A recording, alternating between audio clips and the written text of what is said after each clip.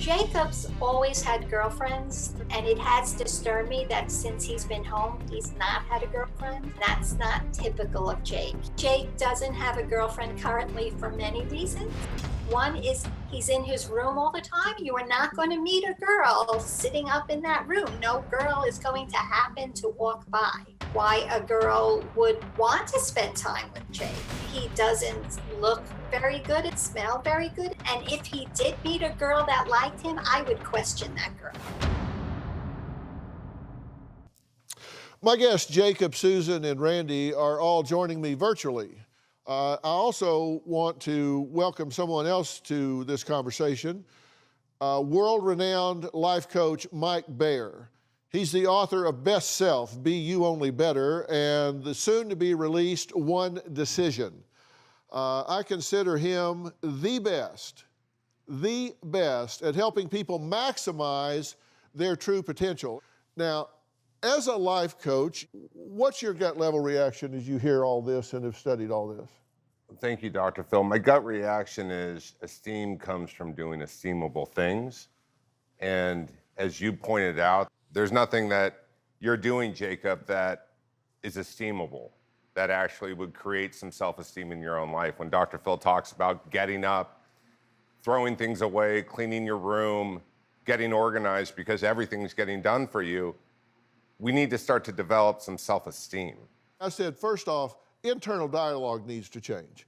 Because Jacob, if you continue talking to yourself the way you are, can you imagine if you were raising a child and you were saying to the child what you're saying to yourself, and you just put down, how do you think that child would grow up? What kind of self-worth do you think that child would have? It would be terrible, right?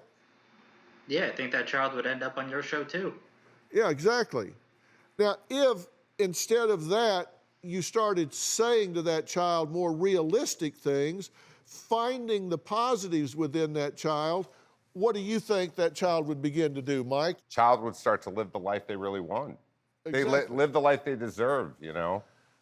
And so that's number one, that's internal dialogue. Then number two is behavior. You can behave your way to success, and that's what you want to do with Jake to start with, right? Yeah, the first thing we would start with is completely behaving your way and having a structure to your day to completely reinvent the life you have, because nothing is really working for you right now, right?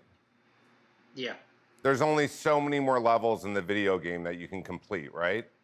pretty much. I want 48 to 72 hours with Jake where you're going to be taking totally different action.